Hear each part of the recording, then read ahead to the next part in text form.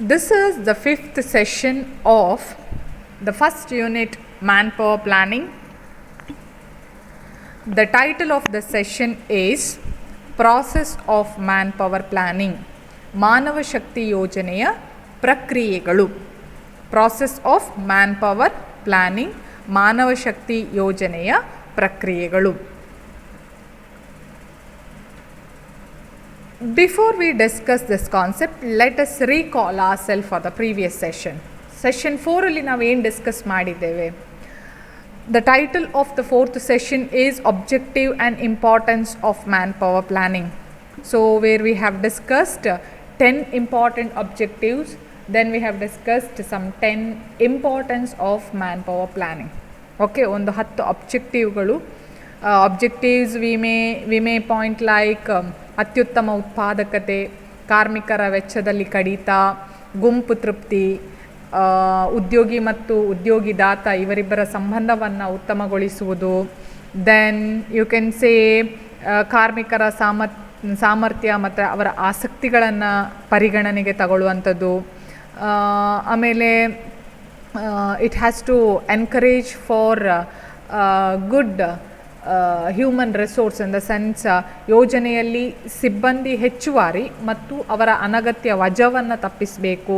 So we have discussed likewise 10 important objectives of manpower planning. Then when it comes to the importance of manpower planning, we have discussed that manpower planning is very important for the future activities of the organization. It helps for selection of efficient worker. It helps to calculate the surplus and deficit of human resource in the organization. It helps for the individual development of an worker. It helps for maximum utilization of human resource. ಮಾನವ ಸಂಪನ್ಮೂಲದ ಗರಿಷ್ಠ ಬಳಕೆಯನ್ನು ಮಾಡಿಕೊಳ್ಳಿಕ್ಕೆ ಸಹಾಯ ಮಾಡ್ತದೆ. ಕಾರ್ಮಿಕರ ವೆಚ್ಚವನ್ನು ಗಣನೀಯವಾಗಿ ಕಡಿಮೆ ಮಾಡಲಿಕ್ಕೆ ಸಹಾಯ ಮಾಡ್ತದೆ. ಇಟ್ ಇನ್ಕ್ರೀಸಸ್ ದ ಮೊರಾಲೆ ಆಫ್ ನೌಕರರ ಮನೋಸ್ಥೈರ್ಯವನ್ನು ಹೆಚ್ಚಿಸ್ತದೆ. ದೆನ್ ಇಟ್ ಪ್ರೊವೈಡ್ಸ್ ಟ್ರೈನಿಂಗ್, ತರಬೇತಿಯನ್ನು ನೀಡ್ತದೆ. It also gives importance for the health of the worker. ನೌಕರರ ಆರೋಗ್ಯವನ್ನು ಮತ್ತು ಆರೋಗ್ಯ ಸುರಕ್ಷತೆಯ ಕಾಳಜಿ ಕೂಡ ವಹಿಸ್ತದೆ. ಹೀಗೆ ಒಂದು 10 ಇಂಪಾರ್ಟೆಂಟ್ ಮತ್ತು 10 ಆಬ್ಜೆಕ್ಟಿವನ್ನು ನಾವು ಲಾಸ್ಟ್ ಪ್ರೀವಿಯಸ್ ಕ್ಲಾಸಲ್ಲಿ ನೋಡಿದ್ದೇವೆ. Okay, now we are going to study about the process of manpower planning. Dear students, manpower planning is a continuous process. Being a student of manpower planning, we know that it's a continuous process, it's a systematic process, it's a scientific process, it's a flexible process. Clear? When you discuss a process of manpower planning, ನಾವು ಯಾವಾಗ ಮಾನವ ಶಕ್ತಿ ಯೋಜನೆಯ ಪ್ರಕ್ರಿಯೆಯ ಬಗ್ಗೆ ಮಾತಾಡ್ತೇವೆ ಆವಾಗ ನಮಗೇನು ಗೊತ್ತಿರಬೇಕು ಅಂತ ಹೇಳಿದರೆ, ಮ್ಯಾನ್ಪವರ್ ಪ್ಲ್ಯಾನಿಂಗ್, ಓಕೆ, ಮಾನವ ಶಕ್ತಿ ಯೋಜನೆಯು ಒಂದು ನಿರಂತರವಾದ ಪ್ರಕ್ರಿಯೆ, ಒಂದು ವೈಜ್ಞಾನಿಕ ಪ್ರಕ್ರಿಯೆ. Okay, it's a scientific process, it's a systematic process. ಅದು ಒಂದು ಸಿಸ್ಟಮ್ಯಾಟಿಕ್ ಆಗಿರುವಂತಹ ಪ್ರಕ್ರಿಯೆ. Then it is a flexible, ಅದು ಬದಲಾಗುತ್ತಿರುವ ಪ್ರಕ್ರಿಯೆಯೂ ಕೂಡ ಹೌದು. It based on facts and rational calculation, ಅದು ಯಾವಾಗಲೂ ಸತ್ಯ ಮತ್ತು ತರ್ಕಬದ್ಧ ಲೆಕ್ಕಾಚಾರವನ್ನು ಅವಲಂಬಿಸಿರ್ತದೆ. Okay, this is the actual idea of what kind of process of manpower planning is. Manpower planning ಅಂತ ಹೇಳಿದರೆ ಅದು ಎಂತಹ ಪ್ರಾಸೆಸ್ ಅಂತ ಹೇಳಿದರೆ, these are the points you have to say. I repeat, it's a continuous process, it's a systematic process, it's a scientific process, and at the same time it's a flexible process too. Okay, so how it is flexible? Why it is flexible? ಯಾಕೆ ಅದು ನಿರಂತರವಾಗಿ ಬದಲಾಗ್ತಾ ಇರುವಂಥ ಒಂದು process ಆಗಿದೆ ಅಂತ ಹೇಳಿದರೆ, because of the external environment or else the internal forces that may change the nature of organization. Okay, external ಫೋರ್ಸಸ್ಗಳಿರ್ಬೋದು, ಅಥವಾ ಇಂಟರ್ನಲ್ ಫೋರ್ಸಸ್ಗಳಿರ್ಬೋದು. ಫಾರ್ ಎಕ್ಸಾಂಪಲ್ ಗೌರ್ಮೆಂಟ್ ಪಾಲಿಸೀಸ್ ಇರ್ಬೋದು, ಸೋಷಿಯಲ್ ಕಂಡೀಷನ್ಸು, ಇಕನಾಮಿಕ್ ಚೇಂಜ್ಗಳು, ಪೊಲಿಟಿಕಲ್ ಚೇಂಜಸ್ಗಳು, policies of the industries that may change due course of time. So that helps to that impacts on organization, so that you can say there will be a change in process of manpower planning. Okay, let us see what are the process, what are the steps are there in manpower planning. First one is analysis of organizational plans and objectives. ಸಾಂಸ್ಥಿಕ ಯೋಜನೆಗಳು ಮತ್ತು ಉದ್ದೇಶಗಳ ವಿಶ್ಲೇಷಣೆ. It's indeed that we agree for the statement, the success of the businesses depend upon the worker of the business, or else the person who work for that business. So that's why human resource planning is a part of overall plan of a business organization. ಯಾವುದೇ ಒಂದು ಸಂಸ್ಥೆಯ ಒಂದು ಅಭಿವೃದ್ಧಿ ಆ ಸಂಸ್ಥೆಯಲ್ಲಿ ಕೆಲಸ ಮಾಡುವಂತಹ ಮಾನವ ಸಂಪನ್ಮೂಲಗಳನ್ನು ಆಧರಿಸಿದೆ ಅಂದ ಮೇಲೆ ಮಾನವ ಸಂಪನ್ಮೂಲ ಯೋಜನೆ ಖಂಡಿತವಾಗಿಯೂ ಆ ಸಂಸ್ಥೆಯ ವ್ಯಾವಹಾರಿಕ ಯೋಜನೆಯ ಪ್ರಮುಖ ಭಾಗವಾಗಿದೆ ಅಂತ ಹೇಳಿದರೆ ತಪ್ಪಾಗುವುದಿಲ್ಲ. The plans relating to the technology, production, marketing, finance, expansion and diversification give an idea about the volume of future work activity. ತಂತ್ರಜ್ಞಾನ ಇರ್ಬೋದು, ಉತ್ಪಾದನೆ ಇರ್ಬೋದು, ಮಾರುಕಟ್ಟೆ, ಹಣಕಾಸು, ವಿಸ್ತರಣೆ ಮತ್ತು ಅದರಲ್ಲಿ ಬರುವಂತಹ ವೈವಿಧ್ಯೀಕರಣ, ಈ ಎಲ್ಲ ಕೇಸಸ್ಗಳನ್ನು ನಾವು ನೋಡಿದರೆ ಫ್ಯೂಚರಲ್ಲಿ ಏನು ಮಾಡಬೇಕು ಅಂಥೇಳಿ ನಮಗೆ ಗೊತ್ತಾಗ್ತದೆ. ಇದರ ಒಂದು ಅನಾಲಿಸಿಸ್ ನಮ್ಮ ಹತ್ರ ಇದ್ದರೆ ಖಂಡಿತವಾಗಿಯೂ what we should do in future ಅಂತ ಹೇಳೋ ಒಂದು ಪ್ಲ್ಯಾನ್ ನಮಗೆ ಸಿಗ್ತದೆ. ಒಂದು ಸಲ ನಮಗೆ ಆ ಪ್ಲ್ಯಾನ್ಗಳು what we have to do in future ಅಂತ ಹೇಳಿ ಗೊತ್ತಾದರೆ then we can subcategorise this plans. Okay, ಈ ಯೋಜನೆಗಳನ್ನು ಮತ್ತೆ ಉಪಯೋಜನೆಗಳನ್ನಾಗಿ ನಾವು ವಿಶ್ಲೇಷಿಸಬಹುದು ಅಥವಾ ಉಪ ಕಾರ್ಯಕ್ರಮಗಳಾಗೂ ಕೂಡ ನಾವು ಮಾಡಿಕೊಳ್ಬಹುದು. The future of the organization structure and job design should be made clear, and changes in the organization structure should be examined. So ಇಲ್ಲಿ ಏನು ಮಾಡಬೇಕು ಅಂತ ಹೇಳಿದರೆ ಭವಿಷ್ಯದ ಸಂಸ್ಥೆಯ ರಚನೆ ಮತ್ತು ಉದ್ಯೋಗ ವಿನ್ಯಾಸವನ್ನು ಸ್ಪಷ್ಟವಾಗಿ ಕ್ಲಿಯರ್ ಆಗಿ ಹೇಳಿರಬೇಕು.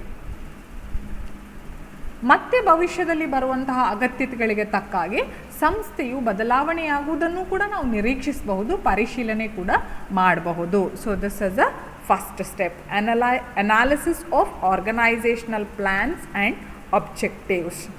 So what I told here is the success of the business is completely depend upon the person who works for it. So that's why human resource planning is a part of overall plan of the business organization. Plan may be relating to the technology, production, marketing, finance, expansion, anything so and so. So in that case, in that area, what we should do in future, that must be clear for us. Once the clarity of the future work is done, then we can subdivide the plan into sub-plans, or we can do by some programs and all. Then once we have subdivided all those things, then we should be very clear about the organization structure in the future of the organization. Future alli organization structure hegide. Then job design. Okay, job design. Then how we can change our organization according to the change in future, that also examine. This is actually happened in the first step. Okay, this is the first process. Now the second process is forecasting demand for human resource. ಮಾನವ ಸಂಪನ್ಮೂಲದ ಬೇಡಿಕೆಯ ಮುನ್ನಂದಾಜು. ಮಾನವ ಸಂಪನ್ಮೂಲದ ಬೇಡಿಕೆಯ ಮುನ್ನಂದಾಜು ಮಾಡುವಂಥದ್ದು. Forecast ಅಂತ ಹೇಳಿದರೆ predicting the future happenings. ಭವಿಷ್ಯದಲ್ಲಿ ಹೀಗಾಗ್ಬೋದು ಅಂತ ಹೇಳಿ ಪ್ರಿಡಿಕ್ಟ್ ಮಾಡೋದನ್ನು ಫೋರ್ಕಾಸ್ಟ್ ಅಂತ ಹೇಳಿ ಕರೀತೇವೆ. Human resource planning start with the estimation of the number and type of human resource required at different level and in different departments. So dear students, ನಾವು meaning ಹೇಳುವಾಗಲೇ ಹೇಳ್ತೇವೆ right number of people, right kind of people. Human resource ಪ್ಲ್ಯಾನಿಂಗ್ನ ಒಂದು starting ಪಾಯಿಂಟೇ ಅದು. Estimating the number and type of human resource that is required for the concerned organization. Okay, concerned ಆರ್ಗನೈಸೇಷನ್ಗೆ ಎಷ್ಟು number ಮತ್ತು ಎಂಥ ಜನ ಬೇಕು ಅಂತ ಹೇಳಿ ಡಿಟರ್ಮೈನ್ ಮಾಡುವುದೇ ಹ್ಯೂಮನ್ ರಿಸೋರ್ಸ್ ಪ್ಲ್ಯಾನಿಂಗ್ನ, ಮ್ಯಾನ್ ಪವರ್ ಪ್ಲ್ಯಾನಿಂಗ್ನ ಆರಂಭ ಅಂತ ಹೇಳಿ ಹೇಳ್ಬೋದು. So the main step involved in human resource planning process R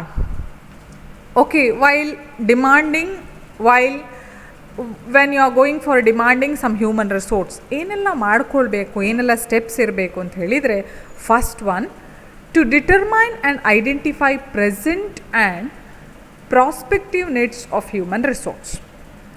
ಪ್ರಸ್ತುತ ಮತ್ತು ನಿರೀಕ್ಷಿತ ಮಾನವ ಸಂಪನ್ಮೂಲದ ಅಗತ್ಯವನ್ನು ನಾವು ನಿರ್ಧರಿಸಿರಬೇಕು. ಓಕೆ, ಈಗ ಇರುವ ವರ್ಕರ್ ಮತ್ತು ನಮಗೆ ಎಂಥ ವರ್ಕರ್ ಬೇಕು ಅಂಥೇಳಿ ನಾವು ಡಿಸೈಡ್ ಮಾಡಿರಬೇಕು, ನಾವು ಡಿಟರ್ಮೈನ್ ಮಾಡಿರಬೇಕು. Second one, we have to discover and recruit such persons. ಅಗತ್ಯ ಸಂಖ್ಯೆಯ ಮತ್ತು ಅಗತ್ಯ ಇರುವಂತಹ ವ್ಯಕ್ತಿಗಳನ್ನು ನಾವು ನೇಮಕ ಮಾಡಿಕೊಳ್ಬೇಕು ಅಥವಾ ನಾವು ಕಂಡು ಹಿಡ್ಕೊಳ್ಬೇಕು ಅಂತ ಹೇಳಿದರೂ ತಪ್ಪಾಗೋದಿಲ್ಲ. ನಮಗೆಂಥ ಜನ ಬೇಕು ಅಂತ ಹೇಳಿ ನಮ್ಗೆ ಗೊತ್ತಿದೆ, ಅಂತಹ ಜನರನ್ನು ನಾವು ಹುಡುಕಾಡಬೇಕು ಮತ್ತು ಅವರನ್ನು ನೇಮಕ ಮಾಡಿಕೊಳ್ಬೇಕು. ಇದು second one. Third one is select a right number and right type of person from the available one. Okay, ನಾವು ನೇಮಕಾತಿಗೆ ಹೋದಾಗ ಸರಿಯಾದ ಸಂಖ್ಯೆನ ಮತ್ತು ಅರ್ಹ ಅಭ್ಯರ್ಥಿಗಳನ್ನು ನಾವಲ್ಲಿ ನೇಮಿಸ್ಕೊಳ್ಬೇಕು. Then the fourth one is to hire and place in the position for which they are qualified. Right place ಅಂಥೇಳಿ ವಾಟ್ ವಿ ಸೇಸ್. ಸೊ ನಾವೇನು ಹೇಳ್ತೇವೆ, right kind of people, right number of people at right place ಅಂತ ಹೇಳುವುದನ್ನು ಇದು represent ಮಾಡ್ತದೆ. ಆಯ್ದ ಜನರಿಗೆ ನಿಯೋಜಿಸಲಾದ ಕೆಲಸದ ಸ್ವರೂಪದ ಮಾಹಿತಿಯನ್ನು ನಾವು ನೀಡಬೇಕು. ಏನು ಕೆಲಸ ಮಾಡಬೇಕು, ಅವರನ್ನು ಆಯ್ಕೆ ಮಾಡುವಾಗ ನಮ್ಗೆ ಗೊತ್ತಿರಬೇಕು ಅವ್ರು ಏನು ಕೆಲಸಕ್ಕೆ ಅಂಥೇಳಿ. ಒಂದು ಸಲ ಅವರನ್ನು ಆಯ್ಕೆ ಮಾಡಿದ ಮೇಲೆ ಅವರಿಗೆ ನಿಮಗೆ ಕೆಲಸ ಏನು, ಆ ಕೆಲಸದ ಸ್ವರೂಪವನ್ನು ತಿಳಿಸಿಕೊಡ್ಬೇಕು. Then fifth one is to provide information to the selected people about the nature of work assigned them. Okay, ಒಂದು ಸಲ ಅವರನ್ನು ನಾವು ಒಂದು ಪೋಸ್ಟಿಗೆ ಹಾಕಿದ ಮೇಲೆ ಅವರ ಕೆಲಸದ ಬಗ್ಗೆ ಮಾಹಿತಿಯನ್ನು ನಾವು ನೀಡಬೇಕು. Then the next one is promote or to transfer as per the needs and the performance of the employee. ಒಂದು ಸಲ ಅವರನ್ನು ಅಪಾಯಿಂಟ್ ಮಾಡಿದ ಮೇಲೆ ನೌಕರರ ಅಗತ್ಯಗಳು ಮತ್ತು ಅವರ ಕಾರ್ಯಕ್ಷಮತೆಯ ಅನುಗುಣವಾಗಿ ಅವರನ್ನು ಉತ್ತೇಜನೆಯೂ ಮಾಡಬಹುದು, ಅವರನ್ನು ಟ್ರಾನ್ಸ್ಫರ್ ಕೂಡ ಮಾಡಬೇಕಾಗ್ತದೆ.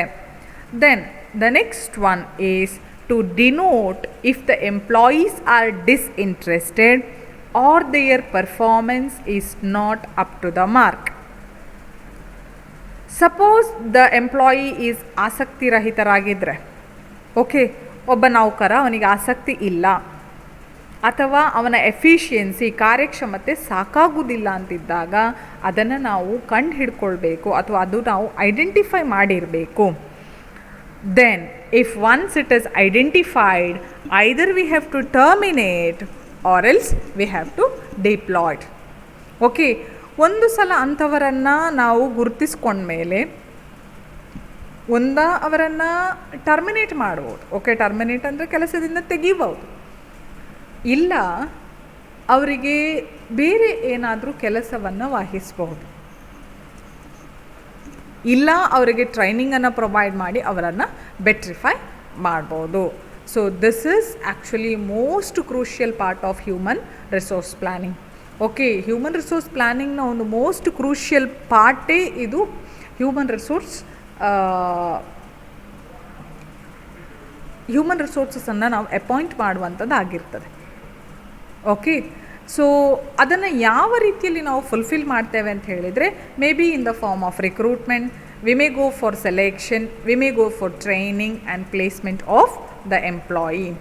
Okay, this actually requires a systematic procedure. Okay, this is actually a systematic procedure. If this is done, okay, ಎಷ್ಟು ಜನ ಕೆಲಸಕ್ಕೆ ಬೇಕು ಅಂತ ಅಂದಾಜು ಮಾಡೋ ಮೊದಲೇ ಹೋಗಿ ನಾವು ಸೆಲೆಕ್ಷನ್ಗೆ ಕರೀಲಿಕ್ಕೆ ಆಗೋದಿಲ್ಲ. ನಮಗೆ ಫಸ್ಟಿಗೆ ಎಲ್ಲ ಸ್ಟೆಪ್ಗಳು ಒಂದಾದಮೇಲೆ ಒಂದು ಮಾಡಬೇಕಾಗ್ತದೆ. ಎಷ್ಟು ಜನ ಬೇಕು ಅಂತ ಹೇಳಿ ನೋಡ್ಕೊಳ್ಬೇಕು, ಈಗಿರುವವರು ಎಷ್ಟು ಜನ, ಅವರ ಪೊಟೆನ್ಷಿಯಲ್ ಏನು, ಎಂಥವ್ರನ್ನು ನಾವು ರಿಕ್ರೂಟ್ ಮಾಡಬೇಕು, ಬಂದಂಥವರಲ್ಲಿ ಎಂಥವರನ್ನು ನೇಮಿಸ್ಕೊಳ್ಬೇಕು, ನೇಮಿಸ್ಕೊಂಡ್ಮೇಲೆ ಅವ್ರಿಗೆ ಯಾವ ಕೆಲಸ, ಅವರ ಕೆಲಸದ ಮಾಹಿತಿಯನ್ನು ನೀಡಬೇಕು. ಒಂದು ವೇಳೆ ಅವರ ಕೆಲಸದಲ್ಲಿ ನಾವು ಅಂದ್ಕೊಂಡು ಹಾಗೆ ಇರದಿದ್ದರೆ ಅವರನ್ನು ಟರ್ಮಿನೇಟ್ ಅಥವಾ ಡಿಪ್ಲಾಯ್ಮೆಂಟ್ ಮಾಡುವಂಥದ್ದು ಮಾಡಬೇಕು. And this is actually you can call it as systematic procedure.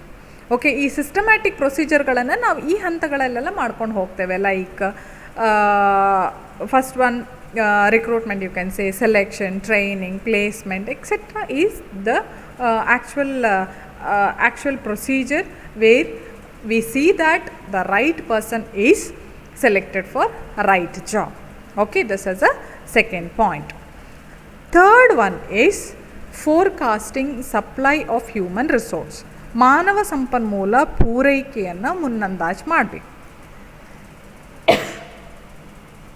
Yes, of course, we have seen the demand forecasting. ಹೇಗೆ ಬೇಡಿಕೆಯ ಮುನ್ನಂದಾಜನ ಮಾಡೋದು ನಾವು ನೋಡ್ಕೊಂಡಿದ್ದೇವೆ. ಓಕೆ, ಪೂರೈಕೆಯ ಮುನ್ನಂದಾಜನ ಹೇಗೆ ಮಾಡ್ಕೊಳ್ಳೋದು?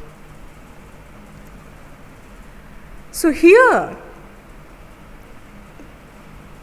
allocation of person to different department depending upon the workload and requirement of the departments in future. ಭವಿಷ್ಯದಲ್ಲಿ ಇಲಾಖೆಗಳ ಕೆಲಸದ ಹೊರೆ ಮತ್ತು ಅವಶ್ಯಕತೆಗಳನ್ನು ಅವಲಂಬಿಸಿ ವಿವಿಧ ಇಲಾಖೆಗಳಿಂದ ನೌಕರರನ್ನು ಹಂಚಿಕೆ ಅಥವಾ ನಿಭಾಯಿಸುವುದನ್ನು ಮಾಡ್ಬೋದು. ಇದೇನು ಮಾಡುವಂಥದ್ದು? ಪೂರೈಕೆಯನ್ನು ಮಾಡುವಂಥದ್ದು. ಇರುವಂಥದ್ರಲ್ಲಿ ಒಂದರಿಂದ ಇನ್ನೊಂದು ಕಡೆ ನಾವು ಏನು ವರ್ಕ್ ಲೋಡ್ಗೆ ಅನುಗುಣವಾಗಿ ಯೂಸ್ ಮಾಡುವಂಥದ್ದು. While allocating such human resource, ನಾವು ಆ ಥರ ಎಲೋಕೇಶನ್ ಮಾಡುವಾಗ we should be very careful and care should be given to consider appointment based on promotions and transfer. ಆ ಥರ ಹಂಚಿಕೆ ಮಾಡುವಾಗ ಬಡ್ತಿ ಮತ್ತು ವರ್ಗಾವಣೆಯನ್ನು ಇನ್ಕ್ಲೂಡ್ ಮಾಡ್ಕೊಂಡಿದ್ದೇವೆ ಅಂತ ಹೇಳಿ ನಮಗೆ ಗೊತ್ತಿರಬೇಕು. allocations of human resource should be so planned that available manpower is put to full use. Okay, ಅವರನ್ನು ಯಾವ ಥರ ಬಡ್ತಿ ಅಥವಾ ಅವರನ್ನು ಯಾವ ಥರ ಎಲೋಕೇಟ್ ಮಾಡಬೇಕು ಅಂತ ಹೇಳಿದರೆ, ಎಲೋಕೇಟ್ ಮಾಡಿದಂತಹ ಮಾನವ ಸಂಪನ್ಮೂಲವನ್ನು ಸಂಪೂರ್ಣವಾಗಿ ಬಳಕೆಗೆ ತಗೊಳ್ಳಿಕ್ಕೆ ಸಾಧ್ಯ ಆಗ್ತದೆ ಅಂತ ನೋಡಿಕೊಂಡು ನಾವು ಎಲೋಕೇಶನ್ ಆಫ್ ಮ್ಯಾನ್ ಪವರ್ ಪ್ಲ್ಯಾನಿಂಗ್ ಮಾಡಬೇಕು. ಸೊ ಡಿಮಾಂಡ್ ಫ್ಯಾಕ್ಟ್ರಲ್ಲಿ ಏನು ಬರ್ತದೆ ಅಂತ ಹೇಳಿದರೆ, ಅಪಾಯಿಂಟ್ಮೆಂಟ್ನ ಆಸ್ಪೆಕ್ಟ್ಸ್ಗಳು ಬರ್ತದೆ ಮಕ್ಕಳೇ. ಪೂರೈಕೆ ಅಥವಾ ಸಪ್ಲೈ ಆಫ್ ಹ್ಯೂಮನ್ ರಿಸೋರ್ಸಲ್ಲಿ ಏನು ಬರ್ತದೆ ಅಂತ ಹೇಳಿದರೆ, ಟ್ರಾನ್ಸ್ಫರ್ ಮತ್ತು ಪ್ರಮೋಷನ್ಗಳು ಬರ್ತದೆ. Okay, allocation of human resource within ಅಂತ ಹೇಳಿದರೆ ಅದೇ ಕಾನ್ಸೆಪ್ಟ್ಗಳಲ್ಲಿ ಬರುವಂಥದ್ದು. ಇಲ್ಲಿ ಮಾತ್ರ ತುಂಬ ಪ್ಲ್ಯಾನ್ ಮತ್ತು ತುಂಬ ಕ್ಲಾರಿಟಿ ಇರಬೇಕಾಗ್ತದೆ. Now the fourth one is estimating manpower gaps. ಮಾನವ ಶಕ್ತಿ ಅಂತರವನ್ನು ಅಂದಾಜು ಮಾಡೋದು. So here we should remember that in an organization there may be surplus of human resource or there may be deficit of human resource in future. Okay, so while estimating manpower gap, we should know that we should compare demand and supply of human resource in the organization. Demand ಮತ್ತು ಸಪ್ಲೈಯನ್ನು ನಾವು forecast ಮಾಡ್ಕೊಳ್ಬೇಕಾಗ್ತದೆ. ಮಾನವ ಶಕ್ತಿಯ ಅಂತರವನ್ನು ಅಂದಾಜು ಮಾಡುವಾಗ ಮಾನವ ಶಕ್ತಿಯ ಬೇಡಿಕೆ ಮತ್ತು ಮಾನವ ಶಕ್ತಿಯ ಪೂರೈಕೆಯನ್ನು ಮುನ್ನಂದಾಜು ಮಾಡಿಕೊಂಡು ಹೋಲಿಕೆ ಮಾಡಬೇಕು. ಆ ಥರ ಹೋಲಿಸುವಾಗ ಬಹುಶಃ ಅಲ್ಲಿ ಕೊರತೆ ಇರ್ಬೋದು ಅಥವಾ ಅಲ್ಲಿ ಸರ್ಪ್ಲಸ್ ಇರ್ಬೋದು, ಹೆಚ್ಚುವರಿಯೂ ಇರಬಹುದು. ಡೆಫಿಸಿಟ್ ಕೊರತೆ ಇದ್ದಾಗ ನಾವು ಹೆಚ್ಚುವರಿ ನೌಕರರನ್ನು ನೇಮಕಾತಿ ಮಾಡ್ಕೊಳ್ಬೇಕಾಗ್ತದೆ. Okay, we have to appoint, we have to recruit the person from outside. But if it is a case of surplus, ಹೆಚ್ಚುವರಿ ಇದ್ರೆ ಏನು ಮಾಡಬೇಕು? Either we have to deployed or terminate or we can encourage them for self retirement. Okay, ಅವರನ್ನು ನಾವು terminate ಮಾಡಬೇಕಾಗ್ತದೆ, ಕೆಲಸದಿಂದ ಬಿಡುಗಡೆ ಮಾಡಬೇಕಾಗ್ತದೆ, ಅಥವಾ ಅವರಿಗೆ ಬೇರೆ ಏನಾದರೂ ಒಂದು ಹೆಚ್ಚುವರಿ ಕೆಲಸವನ್ನು ನೀಡಬೇಕಾಗ್ತದೆ, ಅಥವಾ ಅವರನ್ನು ಸ್ವಯಂ ನಿವೃತ್ತಿ ಆಗುವ ಹಾಗೆ ಅವರಿಗೆ ಎನ್ಕರೇಜ್ ಮಾಡಬೇಕಾಗ್ತದೆ. And at the same time if the deficit is there, okay, ಈಗ ಡೆಫಿಸಿಟ್ ನಂಬರಲ್ಲಿದ್ದರೆ ತೊಂದರೆ ಇಲ್ಲ, but deficit is there in case of skills. Okay, ಅವರ ಸ್ಕಿಲ್ನಲ್ಲಿ ಕೊರತೆ ಆಗ್ತಾ ಇದೆ, ಅಥವಾ ಅವರ ಟ್ಯಾಲೆಂಟಲ್ಲಿ ಕೊರತೆ ಆಗ್ತಾ ಇದೆ, ಅವರ ಎಫಿಷಿಯನ್ಸಿಯಲ್ಲಿ ಕೊರತೆ ಆಗ್ತಾ ಇದೆ ಅಂತ ಹೇಳಿದರೆ ಅದು ಸಹ ಕಂಡುಹಿಡಿದು ಸರಿಯಾದ ಟ್ರೈನಿಂಗ್, ಸರಿಯಾದ ಮಾಹಿತಿ ಅನ್ನು ಕೊಡಬೇಕಾಗ್ತದೆ. So this is the part and parcel of estimating manpower gap. Okay, estimating manpower ಗ್ಯಾಪಲ್ಲಿ ಏನೆಲ್ಲ ನೀವು ನೆನಪಿಟ್ಕೊಳ್ಬೇಕು ಅಂತ ಹೇಳಿದರೆ, estimation of manpower gap can be done by understanding or comparing demand for and supply of manpower planning or manpower resources. Then once you have compared demand and supply, you are going to get either supply or else deficit. Okay, surplus ಇರ್ಬೋದು ಅಥವಾ deficit ಇರ್ಬೋದು, ಕೊರತೆ ಇರ್ಬೋದು, ಹೆಚ್ಚುವರಿ ಇರ್ಬೋದು. If there is a deficit, ಕೊರತೆ ಇದ್ದರೆ ಏನು ಮಾಡಬೇಕು ಅಂತ ಹೇಳಿದರೆ, we have to go for the recruitment from the outside. Okay, we have to get the person from outside ಪರ್ಸನ್ಸ್ಗಳನ್ನು ತಗೊಳ್ಬೇಕು. If there is a cases of surplus ಇದ್ದರೆ ಏನು ಮಾಡಬೇಕು ಅಂತ ಹೇಳಿದರೆ, either we have to deployed or we have to terminate or else we have to encourage them for self or else voluntary retirement. Deficit may not be only in the cases of people. There may be deficit in case of training or else skill. Deficit ಅಂತ ಹೇಳಿದರೆ ಖಾಲಿ ಜನ ಕೊರತೆ ಅಲ್ಲ, ಕೆಲವೊಂದು ಸಲ ಕೌಶಲ್ಯದ ಕೊರತೆಯು ಜನರಲ್ಲಿ ಕಾಣ್ತಾ ಹೋಗ್ತದೆ, ನೌಕರರಲ್ಲಿ ಕಾಣ್ತಾ ಹೋಗ್ತದೆ. ಅಂಥ ಟೈಮಲ್ಲಿ ಅವರಿಗೆ ಟ್ರೈನಿಂಗ್, ತರಬೇತಿಗಳನ್ನು ಸಹ ಏರ್ಪಡಿಸಬೇಕು. ಇದರಿಂದ ಜಾಬ್ ಎನ್ರಿಚ್ಮೆಂಟ್ ಮಾಡಲಿಕ್ಕೆ ಸಾಧ್ಯ. This is a fourth one, estimating manpower gap. Fifth one is matching demand and supply. Okay, once you have estimated the gap between demand and supply, then the next immediate step is you must have to match the demand and supply of human resource. This will be enable human resource department to know overstaffing or understaffing. Once the manpower gaps are identified, plans are prepared to bridge these gaps. ನಾವು fourth point ಏನು ಹೇಳಿದ್ದೇವೆ, identifying man power gap. ನಮಗೊಂದು ಸಲ ಆ gap ಅರ್ಥ ಆದರೆ, okay, demand and ಸಪ್ಲೈನ gap ಅರ್ಥ ಆದರೆ ನೆಕ್ಸ್ಟ್ ನಾವು ಆ ಗ್ಯಾಪನ್ನು ಸರಿಪಡಿಸ್ಕೊಳ್ಳಿಕ್ಕೆ ಪ್ಲ್ಯಾನನ್ನು ಮಾಡಬೇಕು. ಓಕೆ, ಪ್ಲ್ಯಾನ್ ಕೂಡ ನಾವು ಅಲ್ಲೇ ಡಿಸ್ಕಸ್ ಮಾಡಿದ್ದೇವೆ. ಸಪೋಸ್ ಅಲ್ಲಿ ಸರ್ಪ್ಲಸ್ ಇದ್ದರೆ, ಹೆಚ್ಚುವರಿ ಇದ್ದರೆ ಏನು ಮಾಡಬೇಕು? ಹೆಚ್ಚುವರಿ ಇದ್ದರೆ ಅವರನ್ನು ಟರ್ಮಿನೇಟ್ ಮಾಡಬೇಕು ಅಂತ ಹೇಳಿದ್ದೇವೆ, ಅವರನ್ನು ವಾಲಂಟರಿ ರಿಟೈರ್ಮೆಂಟ್ ತಗೊಳ್ಳೋ ಹಾಗೆ ಎನ್ಕರೇಜ್ ಮಾಡಬೇಕು, ಇಲ್ಲ ಅವರಿಗೆ ಹೆಚ್ಚುವರಿ ಕೆಲಸ ಅಥವಾ ಬೇರೆ ಕೆಲಸಕ್ಕೆ ಅವರನ್ನು ನಿಯೋಜಿಸಬೇಕು. ಡೆಫಿಸಿಟ್ ಕೊರತೆ ಇದ್ದಂಥ ಟರ್ಮಲ್ಲಿ ನಾವೇನು ಮಾಡಬೇಕು? ಕೊರತೆ ಇದ್ದಂಥ ಸಮಯದಲ್ಲಿ ನಾವು definitely we will go for the recruitment. Okay, ರಿಕ್ರೂಟ್ಮೆಂಟ್ಗೆ ಹೋಗ್ತೇವೆ, ಸೆಲೆಕ್ಷನ್ಗೆ ಹೋಗ್ಬೋದು, ಟ್ರಾನ್ಸ್ಫರ್ ಮಾಡ್ಕೊಳ್ಬೋದು, ಪ್ರಮೋಷನ್ ಕೊಡ್ಬೋದು. Okay, and at the same time if there is a deficit in skills and training, that we have to provide training for the worker of the concerned organization. Okay, idu actually fifth one, matching demand and supply. Then the last one is action plan. This is the last phase of human resource planning. Okay, ಈ action plan actually last aspect ಬರ್ತದೆ. ಇಲ್ಲಿಗೆ actually ಮ್ಯಾನ್ಪವರ್ ಪ್ಲ್ಯಾನಿಂಗ್ನ ಹಂತಗಳು ಮುಗಿತವೆ. Okay, ಇಲ್ಲಿ ಏನು ಮಾಡಬೇಕು? The action plan is actually related to the surplus and shortage of human resource. Okay, surplus and shortages of human resource. Under this, HR plan is executed by designing different HR activity. ಇಲ್ಲಿ human resource plan ಒಂದು ಸಲ ನಮಗೆ ಅಲ್ಲಿದ್ದು gap ಗೊತ್ತಾಯಿತು ಅಂತ ಆದಮೇಲೆ ಬೇರೆ ಬೇರೆ HR ಪ್ಲ್ಯಾನ್ ಅಂದರೆ ಹ್ಯೂಮನ್ ರಿಸೋರ್ಸ್ ಪ್ಲ್ಯಾನನ್ನು ಎಕ್ಸಿಕ್ಯೂಟ್ ಮಾಡ್ಬೋದು. So major HR plan includes recruitment, selection, placement, training, development, socialization, etc. And the steps is also include evaluation and control of the performances of human resource, what is exactly there in the organization. Then it must be noted here that this action plan must be updated according to the time and condition. Okay, ಈ action plan ಏನಿದೆ, ಈ action ಪ್ಲ್ಯಾನನ್ನು ನಾವು execute ಮಾಡೋ ವಿಧಾನಗಳು recruitment ಇರ್ಬೋದು. Recruitment in the sense ನೇಮಕಾತಿ, ಆಯ್ಕೆ ಅಥವಾ ನಿಯೋಜನೆ, ದೆನ್ ಪ್ಲೇಸ್ಮೆಂಟ್ ಮಾಡ್ಕೊಳ್ಬೋದು, ಅಥವಾ ನಾವು ಟ್ರೈನಿಂಗನ್ನು ಕೊಡ್ಬೋದು, ಅಥವಾ ಸೋಷಲೈಸೇಷನ್ ಮಾಡ್ಬೋದು. ಯಾವುದಾದ್ರೂ ಒಂದು ಪ್ರೊಸೀಜರ್ಸ್ಗಳಲ್ಲಿ ನಾವು ಆ್ಯಕ್ಷನ್ ಪ್ಲ್ಯಾನನ್ನು ಎಕ್ಸಿಕ್ಯೂಟ್ ಮಾಡ್ಬೋದು. But action plan must be change.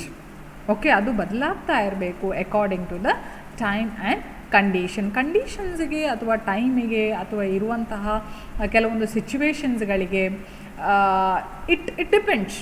Okay, ಅದರ ಪ್ರಕಾರ ಈ ಆ್ಯಕ್ಷನ್ ಪ್ಲ್ಯಾನ್ಗಳು ಚೆನ್ನಾಗಿ ಬದಲಾಗ್ತಾ ಇದ್ದರೆ ಖಂಡಿತವಾಗಿಯೂ ಒಂದು ಸಂಸ್ಥೆಯಲ್ಲಿ ಹ್ಯೂಮನ್ ರಿಸೋರ್ಸ್ ಅಂತ ಹೇಳುವ ಪ್ರಾಬ್ಲಮ್ ಬರುವುದಿಲ್ಲ, ಹ್ಯೂಮನ್ ರಿಸೋರ್ಸ್ ಡೆಫಿಸಿಟ್ ಅಂತ ಹೇಳುವ ಪ್ರಾಬ್ಲಮ್ ಬರುವುದಿಲ್ಲ. ಖಂಡಿತವಾಗಿಯೂ ಡೆಫಿಸಿಟ್ ಇನ್ ಟರ್ಮ್ಸ್ ಆಫ್ ನಂಬರಲ್ಲೂ ಬರುವುದಿಲ್ಲ, in terms of skills and ಟ್ರೈನಿಂಗಲ್ಲೂ ಕೂಡ ಬರುವುದಿಲ್ಲ. These are the 6 important process or steps in human resource process. So human resource planning then ultimately translate the organization overall goals into number and type of workers needed to achieve this goal. ಖಂಡಿತವಾಗಿಯೂ ಒಂದು ಸಂಸ್ಥೆಯ ಉದ್ದೇಶ ನಿಂತಿರುವುದೇ ಆ ಸಂಸ್ಥೆಯಲ್ಲಿ ಕೆಲಸ ಮಾಡುವಂತಹ ಒಂದು ಕೆಲಸಗಾರರ ಸಾಮರ್ಥ್ಯ ಮತ್ತು ಅವರ ಒಂದು what efficiency you can say. So if the worker works well, definitely the business do well. Without clear-cut planning and direct linkage to the organization's strategic direction, estimation of an organization's human resource need are reduced to be mere guesswork. ಖಂಡಿತವಾಗಿಯೂ ಈ human resource ಪ್ಲ್ಯಾನಿಂಗನ್ನು guesswork ಮಾಡ್ಕೊಳ್ಳಿಕ್ಕಾಗೋದಿಲ್ಲ. Okay, first step ಮಾಡೋದಿಲ್ಲ. Okay, analysis of ಆಬ್ಜೆಕ್ಟಿವ್ಸನ್ನು ನಾವು ಮಾಡ್ಕೊಳ್ಳೋದಿಲ್ಲ. ಸೆಕೆಂಡಿಗೆ ಹೋಗೋದು, ನಾವು ಅಪಾಯಿಂಟ್ಮೆಂಟಿಗೆ ಹೋಗ್ತೇವೆ. ಅಪಾಯಿಂಟ್ಮೆಂಟಿಗೆ ರಿಕ್ರೂಟ್ಮೆಂಟಿಗೆ ಹೋದ ತಕ್ಷಣ ನಮಗೆ ಏನು ಗೊತ್ತಿರಬೇಕು? ನಮಗೆ ಎಷ್ಟು ಜನ ಬೇಕು ಅಂತೇಳಿ ಫಸ್ಟಿಗೆ ಗೊತ್ತಿರಬೇಕು. ಎಷ್ಟು ಜನ ಬೇಕು ಅಂತೇಳಿ ಗೊತ್ತಿರದೆ ಒಂದು 100 ಜನರನ್ನು ತಗೊಂಡು ಮತ್ತೆ ಬಿಡಲಿಕ್ಕೆ ಆಗೋದಿಲ್ಲ. ಫಸ್ಟ್ ಪ್ರಾಸೆಸ್ಗಳನ್ನು ಫಸ್ಟಲ್ಲೇ ಮುಗಿಸ್ಕೊಂಡು then we have to come for the second one. Once the second process is gets over, then we have to think of demand forecast. ನಾವು ಹ್ಯೂಮನ್ ರಿಸೋರ್ಸ್ನ ಡಿಮಾಂಡ್ ಫೋರ್ಕಾಸ್ಟ್ ಮಾಡಬೇಕು. Then the next one is we have to forecast the supply of human resource too. Then we have to identify the gap between these two. Then we have to bridge this gap. ಒಂದು ಸಲ gap identify ಆದಮೇಲೆ ಗ್ಯಾಪನ್ನು bridge ಮಾಡಬೇಕು. And finally we have to go for action plan. So this is actually 6 important process of human resource planning.